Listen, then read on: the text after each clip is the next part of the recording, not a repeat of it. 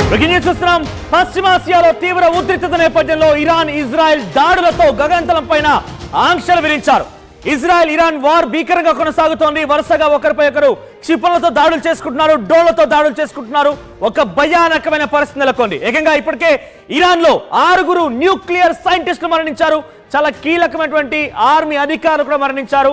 అయితే ఇంకా దాడులు కొనసాగుతున్నాయి. సుమారుగా 800 పైచిలుకు డ్రోన్లతో ఇరాన్ ఇజ్రాయెల్ పైన భీకరంగా దాడులు కొనసాగిస్తోంది.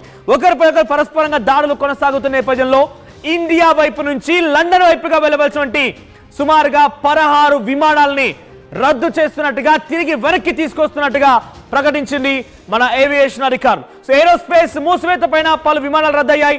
గగనతల మూసివేతతో గాల్లోనే సుమారుగా 3 గంటల పాటుగా ఒక విమానం చక్కర్లు కొట్టింది. అయితే ల్యాండింగ్ కు అవకాశం లేకపోవడం కారణంగానే వెనక్కు వచ్చినట్టు తెలుస్తోంది ఎయిర్ ఇండియా విమానం. ఎస్, ఎయిర్ ఇండియా ఇక్కడ కూడా ఎయిర్ ఇండియా విమానమే.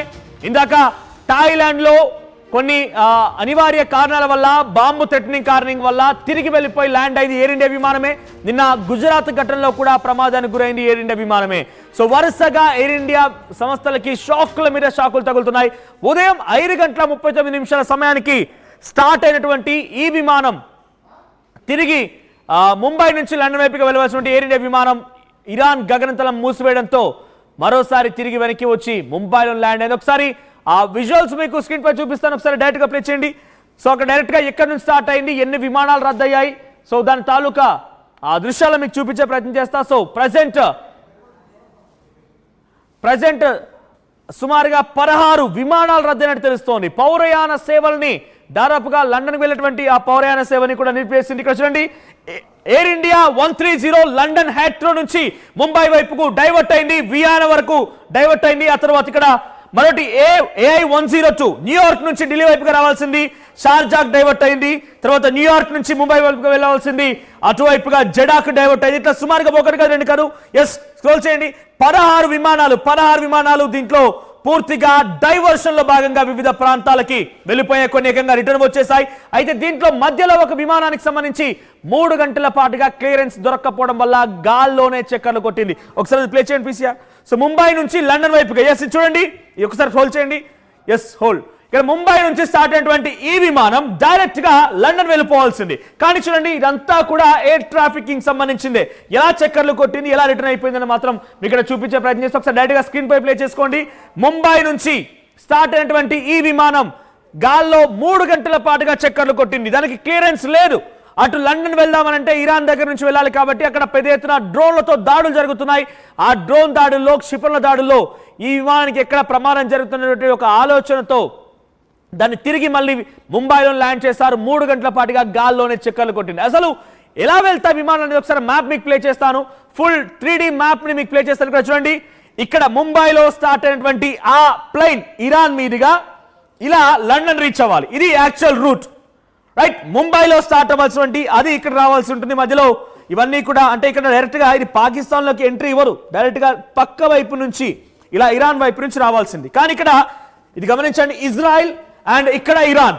సో ప్రస్తుతం ఈ 2 దేశాల మధ్య భీకరంగా దాడులు కొనసాగుతున్నాయి కాబట్టి దాదాపుగా ఇరాన్ గగనతలంపై నుంచి చాలా దూరం వరకు ప్రయాణించాలి కాబట్టి ఇరాన్ ఇజ్రాయెల్ మధ్య యుద్ధం నేపథ్యంలో ఈ విమానాల మొత్తాన్ని కూడా తిరిగి వెనక్కి తీసుకొచ్చారు. అయితే ఇదే క్రమంలో ఒకసారి మళ్ళీ మీకు బ్యాక్ చూపిస్తాను. సో ఫ్లైట్ ఎక్కడైతే చక్కర్లు కొట్టిందో అరేబియా సముద్రం దగ్గర ఆ విజువల్స్ మీకు చూపిస్తాను. సో సుమారుగా 3 గంటల పాటుగా క్లియరెన్స్ లేకపోవడం కారణంగా అది మొత్తం నిలిపేయాల్సి వచ్చింది. ఒకసారి ఆ ఫ్లైట్ చక్కర్లు కొట్టిన దృశ్యాలు. సో ఫ్లైట్ ఇది చూడండి, ఒకసారి హోల్డ్ చేయండి. ఇక్కడ స్టార్ట్ అయినటువంటి ఈ మ్యాప్, ముంబైలో స్టార్ట్ అయినటువంటి ఈ ఫ్లైట్ కాస్త ఇక్కడే చక్కర్లు కొట్టింది. అరేబియా సముద్రంలోనే పూర్తిగా ఇది చక్కర్లు కొట్టి తిరిగి వచ్చి మళ్ళీ ముంబైలో ల్యాండ్ అయిపోయింది. సో ప్రజెంట్ అయితే ఇటువంటి విమానాలు సుమారుగా 16 సేవలు నిలిపివేయబడ్డాయి, 16 సేవలు క్లోజ్ అయ్యాయి. అయితే ఇరాన్ ఇజ్రాయెల్ యుద్ధం భారత్ పైన చాలా తీవ్రమైన ప్రభావం చూపిస్తోంది. దీనికి సంబంధించి పెద్ద ఎత్తున ఆందోళన కలిగిస్తోంది. పశ్చిమాసియాలో ఈ తీవ్ర ఉద్రిక్తతల నేపథ్యంలో ప్రస్తుతానికైతే 16 విమానయాన సేవలు రద్దయ్యాయి. దీనికి సంబంధించి మరిన్ని అప్డేట్స్ తో మా ఏపీ ఇన్పుట్ ఎడిటర్ కృష్ణమోహన్ సిద్ధంగా ఉన్నారు. కృష్ణమోహన్, సో ప్రెసెంట్ ఈ విమానయాన సేవల రద్దుకు సంబంధించిన అప్డేట్స్ ఏంటి? ఇప్పటికి 16 విమానాలు రద్దయ్యాయి. ఆల్టర్నేట్ ప్లాన్స్ ఎలా ఉండబోతున్నాయి?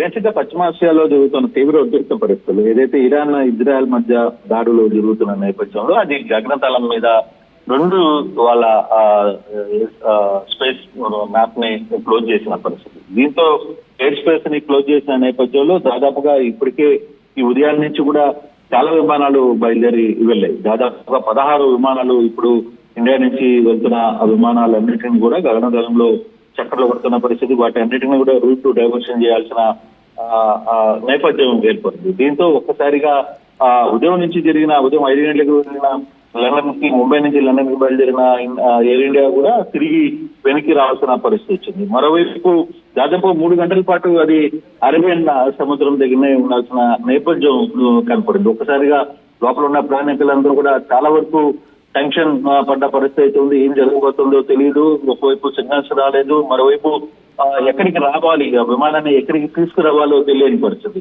3 గంటల పాటు ఆ ట్రైన్ లో, ఆ ఫ్లైట్ లో ఉన్న, లండన్ ఫ్లైట్ లో ఉన్న, ముంబై టు లండన్ ఫ్లైట్ లో ఉన్న ప్రయాణికులందరూ కూడా దాదాపుగా 265 మంది ప్రయాణికులు దాంట్లో ఉన్నారు. దాంట్లో వాళ్ళు కూడా విపరీతమైన టెన్షన్ లో ఉండాల్సిన పరిస్థితి. మరోవైపు ఇప్పుడు జరుగుతున్న ఏదైతే ఇజ్రాయెల్ మధ్య జరుగుతున్న వార్ నేపథ్యంలో పశ్చిమాసియా పూర్తిగా కూడా ఎటువైపుకి వెళ్ళలేని పరిస్థితుల్లో బయలుదేరిన విమానాలన్నింటినీ కూడా డైవర్షన్ చేస్తున్న పరిస్థితి అయితే ఉంది. దాదాపుగా 16 నుంచి 18 విమానాలు ఇప్పటి వరకు డైరెక్షన్స్ కి కొన్ని సిగ్నల్స్ అయితే ఇచ్చారు. కొన్ని ఇరాన్ గగనతలం ఒకవైపు క్లోజ్ చేశారు. మరోవైపు ఎక్కడా ల్యాండింగ్ చేయాల్సిన పరిస్థితి లేకపోవడంతో ఎయిర్ ఇండియా నేరుగా కూడా బాంబేకి తిరిగి వచ్చేసిన పరిస్థితి. అంటే 3 గంటలుగా ప్రయాణం చేసిన తర్వాత మళ్ళీ వెనక్కి వచ్చిన పరిస్థితులు ఉంటే చాలా వరకు విమానాలకి యంత్రాలు చేస్తున్నాయి. ప్రత్యేకమైన ఏర్పాట్లు ఎయిర్ ఇండియా చేస్తుంది. వరుసగా మనం చూసుకుంటే ఎయిర్ ఇండియా గడిచిన 2-3 రోజుల నుంచి జరుగుతున్న పరిస్థితులు చూసిన, ఒకటి అహ్మదాబాద్ లో క్రాష్ కావడం, రెండవది థాయిలాండ్ లో ఎమర్జెన్సీగా ల్యాండ్ కావడం, అది కూడా ఎయిర్ ఇండియా కావడం, దానికి బాంబు బెదిరి కూడడంతో థాయిలాండ్ దగ్గర అక్కడ దిగడం, మూడవది ఇప్పుడు జరుగుతున్న మార్నింగ్ జరిగిన ఎయిర్ ఇండియా విమానం. దీంతో పాటు వివిధ దేశాలకి వెళ్లే ఇతర ఎయిర్ కంపెనీస్ సంబంధించిన విమానాలు కూడా పూర్తిగా కూడా ఎక్కడికక్కడ రూట్ చేంజ్ చేయాల్సిన పరిస్థితి అయితే కనబడుతుంది.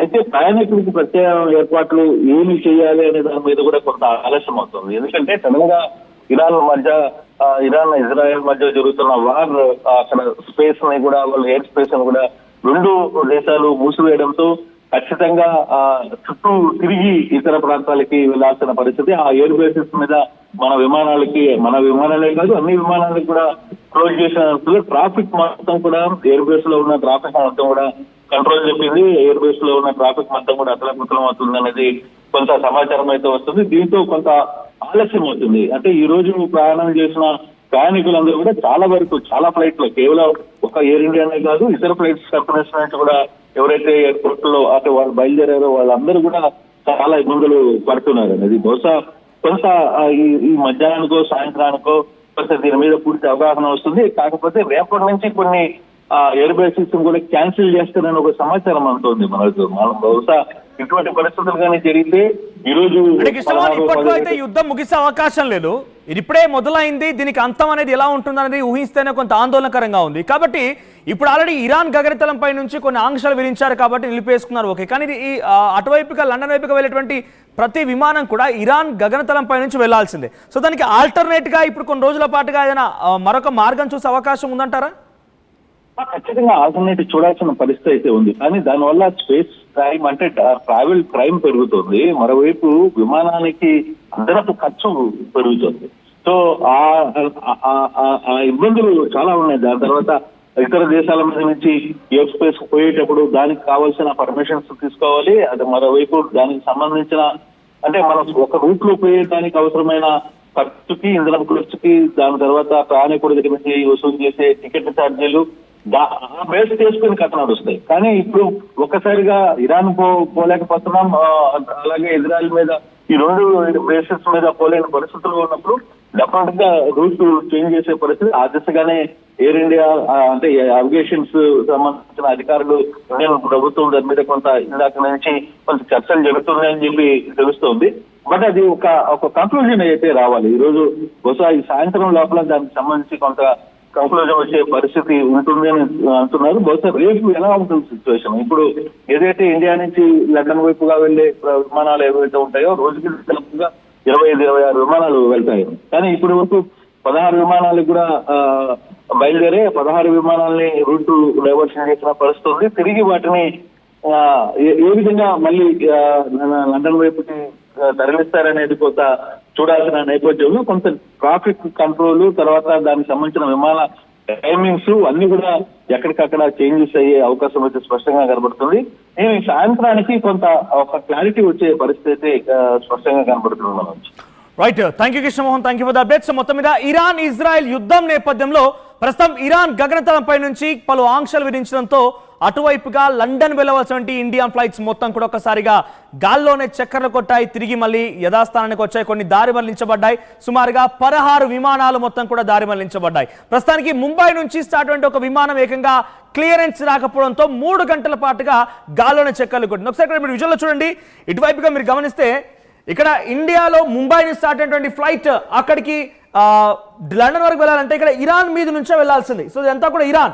సో ప్రస్తుతం ఇజ్రాయెల్కి ఇరాన్కి మధ్య యుద్ధం జరుగుతున్న నేపథ్యంలో దీన్ని ఎలా కంట్రోల్ చేయాలి అనేది మాత్రం ఇంకా దీని అంతిమం ఎలా ఉంటుంది, దీని అంతం ఎలా ఉంటుంది అనేది ఊహిస్తేనే కొంత ఆందోళనకరంగా ఉంది. సో ఇది కొన్ని రోజుల పాటుగా కొనసాగే అవకాశం. మరి దీనికి ఆల్టర్నేట్ రూట్స్ ప్రకారంగా ఇటు పాకిస్తాన్ వైపుగా మనకు ఆలో లేదు, మరి ఇటు ఆఫ్ఘనిస్తాన్ లేకపోతే ఇటువైపు నుంచి ఇంకేదైనా దూర ప్రాంతం నుంచి, అంటే దీనికి ఇప్పుడు కృష్ణమోహన్ చెప్తున్న ప్రకారంగా టైం టేకింగ్ ఎక్కువగా ఉంటుంది, డిస్టెన్స్ పెరుగుతూ ఉంది, సో చార్జెస్ పెరుగుతూ ఉంటాయి, కొంత ఇబ్బంది తలొచ్చు. కానీ ఆల్టర్నేట్ రూట్ ప్లాన్ కోసం అయితే అందుబాటులో తీసుకొచ్చిన అవకాశం కనబడుతోంది. ఇటువైపు చూడండి, ముంబైలో స్టార్ట్ అయినటువంటి ఈ ఫ్లైట్ ఎలా చక్కర్లు కొట్టిన చూడండి. ఇక్కడ స్టార్ట్ అయినటువంటి ఈ ఫ్లైట్ ఎన్నిసార్లు ఇక్కడ తిరగాల్సి వచ్చింది, ఇక్కడే తిరుగుతూ అలాగా ఉండిపోవాల్సి వచ్చింది. చూడండి, 3 గంటల పాటుగా గాల్లోనే ఎగిరింది. ఎయిర్ ఇండియా AI129 నెంబర్ గల ఈ ఫ్లైట్ 3 గంటల పాటుగా, దానికి క్లియరెన్స్ లేదు. ఉదయం 4:05 సమయానికి ప్రారంభమైనటువంటి ఈ ఫ్లైట్ లండన్ రీచ్ అవ్వాల్సింది. సుమారుగా 13 గంటల సమయానికి, అంటే ఎగ్జాక్ట్గా స్టార్టింగ్ నుంచి 13 గంటల సమయానికి అక్కడికి రీచ్ కావాల్సింది, లండన్ వెళ్లాల్సింది. కానీ దాంట్లో అక్కడ కొంత తీరని అంతరాయం కలిగింది. ప్రస్తుతానికైతే దానికి క్లియరెన్స్ లేదు. ఇరాన్లో భీకర యుద్ధం కొనసాగుతుంది కాబట్టి అక్కడ క్లియరెన్స్ లేకపోవడం కారణంగా 3 గంటల పాటుగా అక్కడే చక్కర్లు కొట్టి తిరిగి మళ్ళీ ముంబైలో ల్యాండ్ అయింది. ఇలా 16 విమానాలు ఇరాన్ పై భాగం నుంచి గగనతలం నుంచి వెళ్లాల్సినటువంటి ఆ ఫ్లైట్లు మొత్తాన్ని కూడా నిలిపివేయబడ్డాయి, పలు దారి మళ్లించబడ్డాయి. ప్రస్తుతానికి దీనికి ఆల్టర్నేట్ ఆప్షన్ కోసం ఏవియేషన్ అధికారులు అన్వేషిస్తున్నారు. మరి ఎలా దీన్ని ఆల్టర్నేట్గా చూస్తారో చూడాల్సిన అవసరం అవుతోంది. కానీ ప్రస్తుతానికి ఇప్పట్లో యుద్ధం ఆగే ప్రసక్తి లేదు. దీని అంతం ఎలా ఉంటుందో తలుచుకుంటేనే కొంత భయంకరంగా ఉంది. కాబట్టి దీని యుద్ధం ఇప్పట్లో ఆగే ప్రసక్తి లేదు. కాబట్టి ఆల్టర్నేట్ రూట్స్ని ఎంచుకోవాల్సిందే. చాలామంది విద్యార్థులు లండన్కి వెళ్తూ ఉంటారు, ఇతరత్ర బిజినెస్ మ్యాగ్నెట్స్ వెళ్తూ ఉంటారు.